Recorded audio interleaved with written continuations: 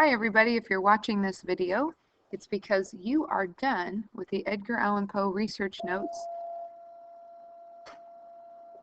and you are ready for the exciting step of organizing all your notes into an outline.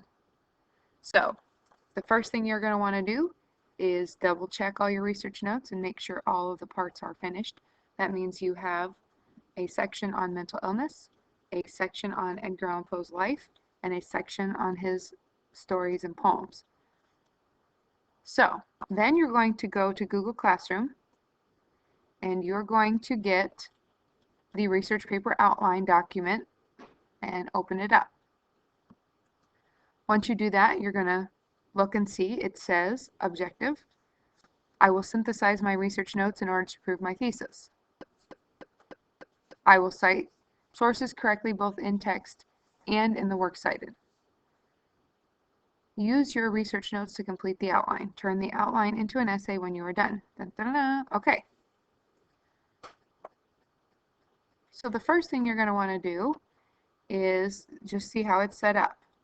It basically looks like our boxes, only it is in an outline form that would look more like an essay would look, okay?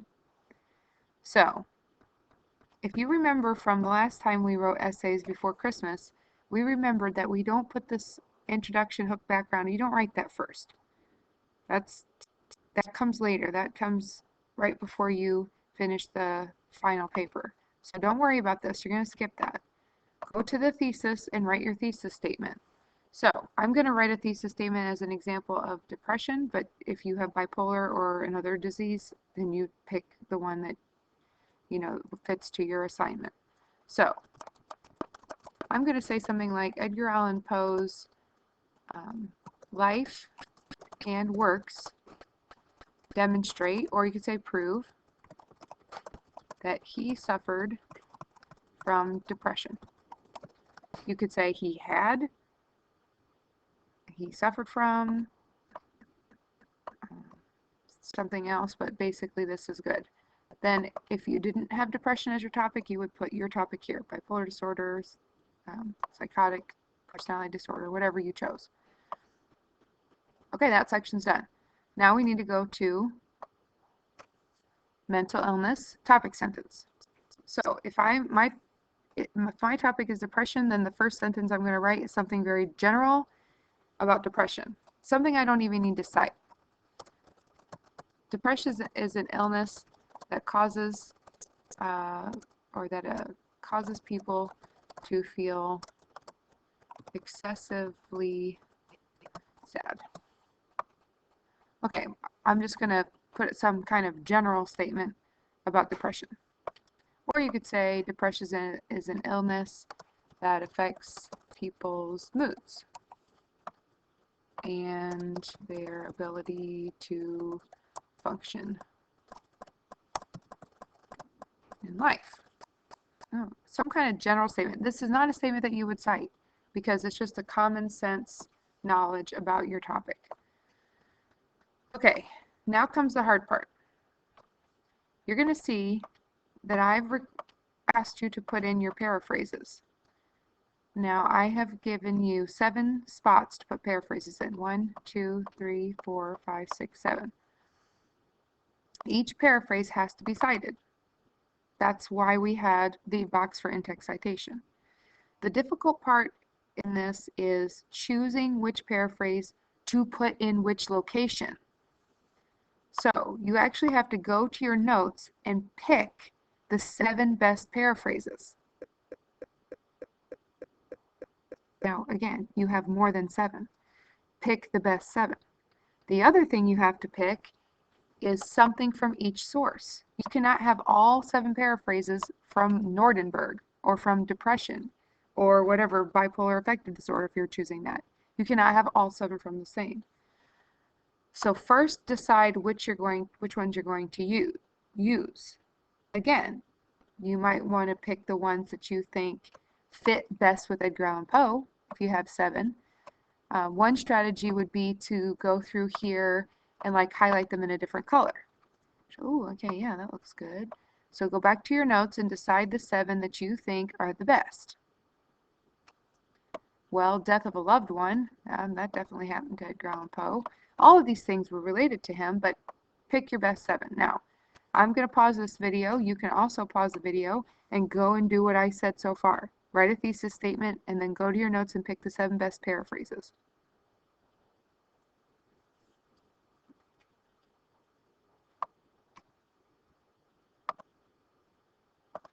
Okay, if you're back in this video, that means you've chosen the 7 best paraphrases for mental illness that you are then going to put into your outline.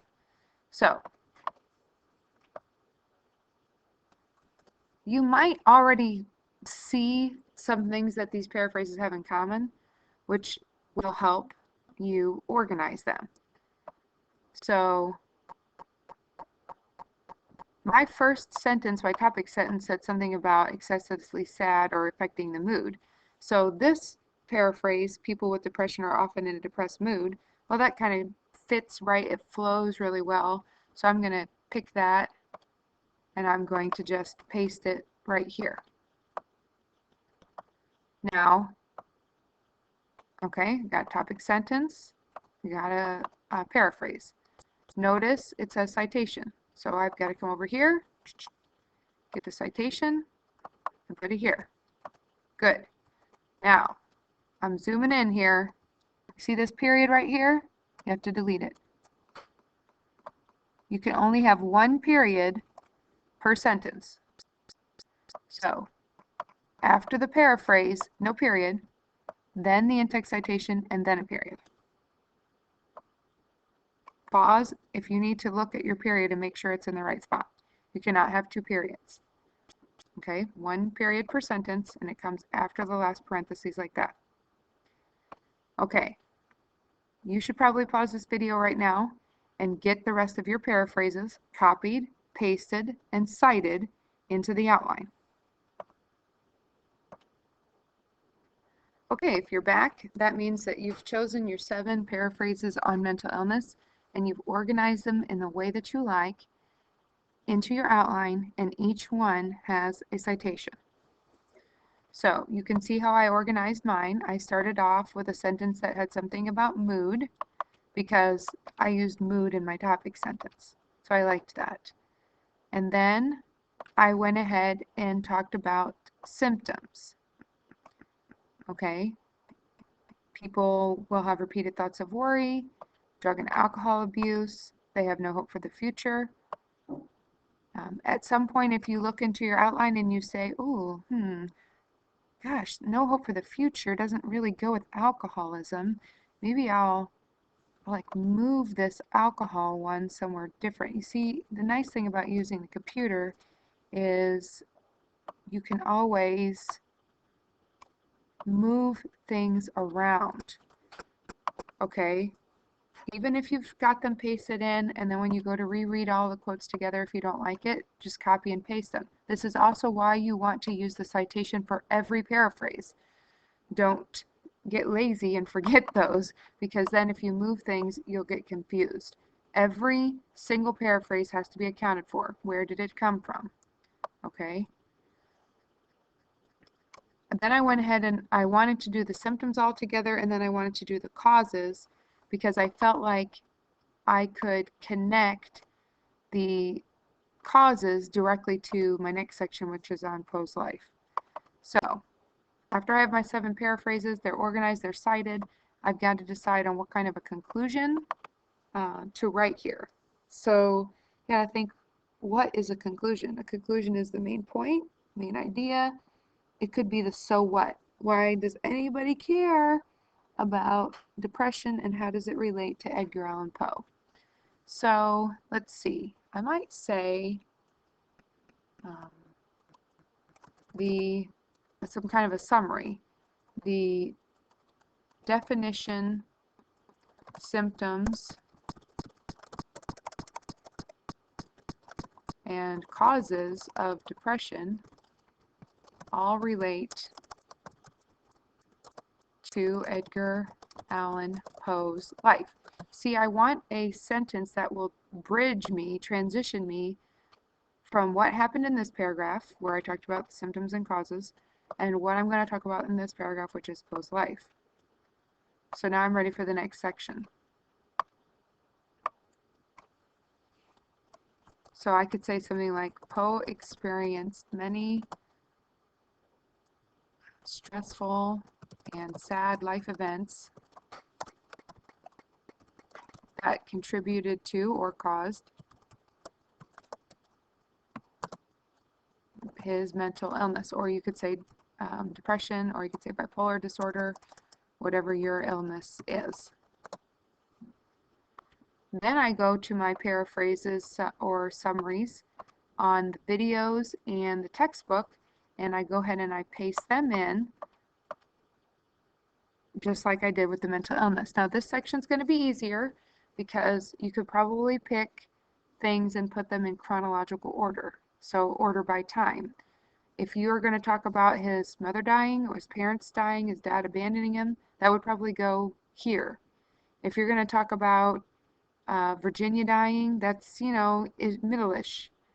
If you're going to talk about the end of his life and his own death, obviously that would go toward the end. So these paraphrases or summaries are easier to organize because they have to be in chronological order. Okay, I think you get the point. I'm not going to demonstrate the entire thing, but this part on mental illness is definitely the hardest. And then you get your Poe's life, and then you're going to go on into the stories. So for the stories, I've added a little bit more to the outline. You've already written use the quote. That's the quote itself. You've already written that in your notes. And the explain the quote, you have already done that too. So let me skip this section on Poe's life, because I think you can figure that out yourself, and go ahead on to Poe's stories. Okay, again, I need a topic sentence that's going to be the general statement of what this section is going to be about. So I say something like, Poe's depression was evident in his stories and poems.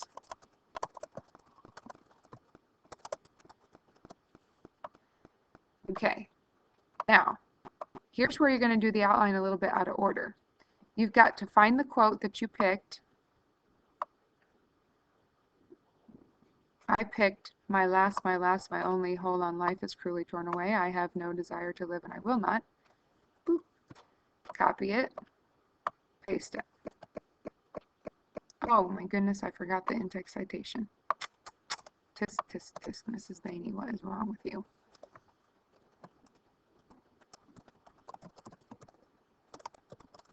Sorry about that, guys. Make sure the period is at the end. Okay, so my quote and my in-text citation. Right there.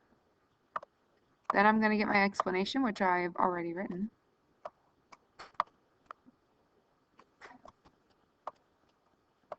And I just have to paste it.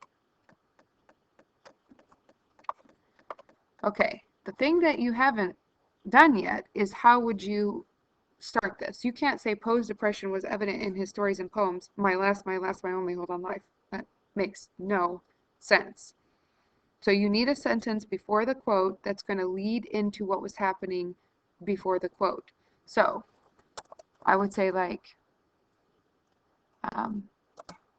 Poe was in love with his cousin, Virginia. He wanted to marry her. I could take this, which I've already written, and put it here. Poe wrote a letter to his aunt when he thought Virginia was going to marry someone else. He said, comma, quote.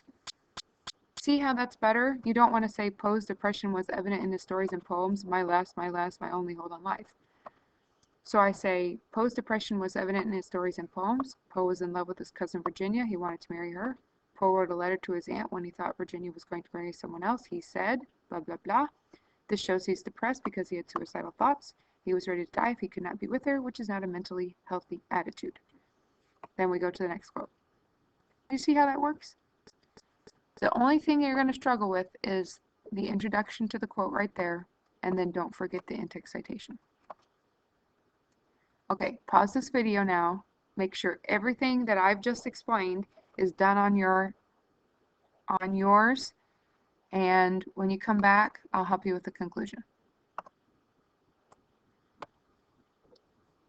Okay, if you're back in this video, that means you have your outline completed except for your hook, background, and conclusion. Congratulations, you should feel really good about that. So, I thought, okay, it's time to help you with the conclusion. But if you notice in the conclusion directions, it says summary, echo the hook, super so what. So the problem with working on a conclusion is you kind of have to know your introduction strategy. So the beginning and the end, I usually write them at the same time. Okay, I know that's weird because you don't read the beginning and the end at the same time, but I write them at the same time. So I have to think of some introduction strategies.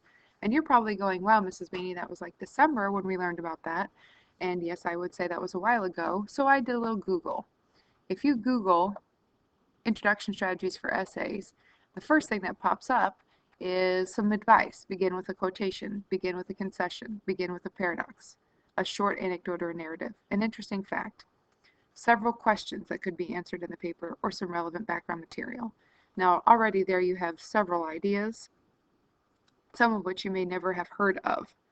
Okay, so I'm going to pause this video and I'm going to write for you some example introductions and conclusions and explain to you how they would work. Okay, so if you want to try it on your own, you can, or you can try it and then come back and watch the rest of this video and see if you like my ideas better than your own. Either one won't hurt my feelings. Okay, let me see if I can do it. Okay, if you're back with this video, maybe you've tried to write an introduction yourself, or you're just waiting to listen to my examples to get some inspiration. So I went to the list here of the introduction strategies and I really struggled. I thought about a quotation and I spent about 10 minutes looking up quotations on depression. I didn't like any of them. I looked up quotations from Edgar Allan Poe. I didn't really like any of those. So I skipped around here and I found short anecdote or narrative, kind of combining that with a fact. So I started thinking about other famous people with depression, some way to connect to a reader who maybe had never read Edgar Allan Poe's work. So I did a little Google searching and I found this website, WebMD, and they had an article about celebrities with depression. So lo and behold, I found out J.K. Rowling had depression. So I decided to read that and use that as inspiration for my intro. So here we go. I read the article and this is what I came up with for a hook. Most people have heard of the Harry Potter series, but they may not know that author J.K. Rowling has suffered from depression. According to WebMD, her moods have inspired some of the darker content of her stories. Now, I've got to say where I got that information. Rowling isn't the only author whose struggle with depression appears in literature. Aha! I have to connect my anecdote, my little factual story about J.K. Rowling, to the thesis. So I know in the outline it says B background, but you can also think about it B as the transition. There has to be a connection between these two things. You can't just jump from J.K. Rowling over to Edgar Allan Poe. That makes no sense. So that there has to be a sentence to connect them. Edgar Allan Poe's life and works also demonstrate that he suffered from depression. Now I have a hook, a transition, and a thesis. So, blah, blah, blah, we would have a body paragraphs, but the conclusion is going to ask you to summarize, echo the hook, and provide a super so what. So that means I have to summarize what the essay was about, which of course is Edgar Allan Poe. So I'm going to restate the thesis in A. While Edgar Allan Poe's life and story show he was depressed, his work is still fascinating, inspiring to readers. That's what I think. Okay, so I take kind of a summary. He was depressed, but then I kind of connect it to the next thing. Authors like J.K. Rowling and Edgar Allan Poe can live with their depression and use it to create something timeless and beautiful.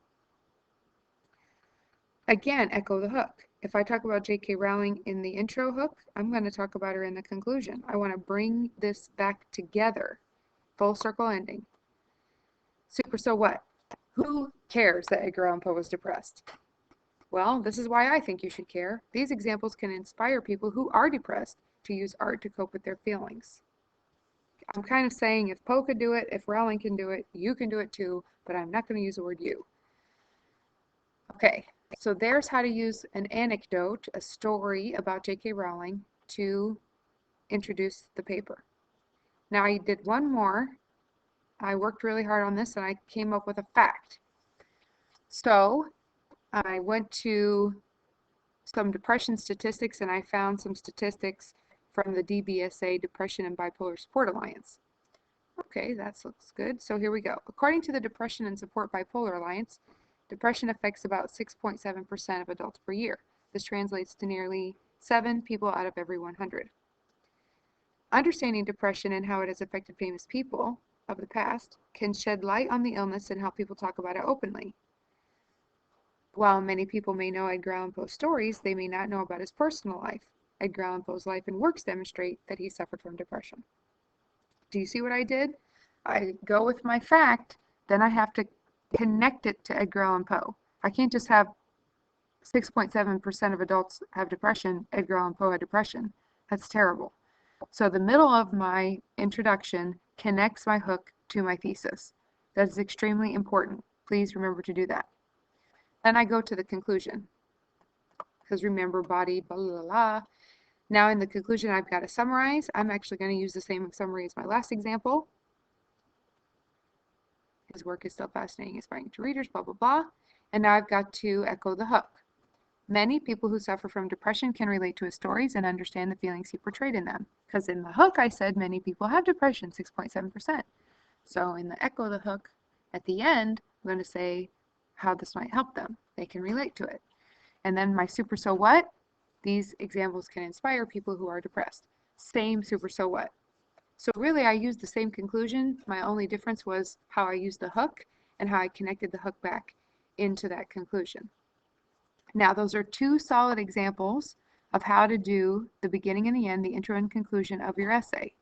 Feel free to use one of these 2. Do not use them both. Or make up your own if you want to. Okay? But those are some ideas that I think could help you. Once your outline is done, everything, introduction, body, conclusion, then you are in good shape to write the actual essay. Okay, good luck and see me if you need help.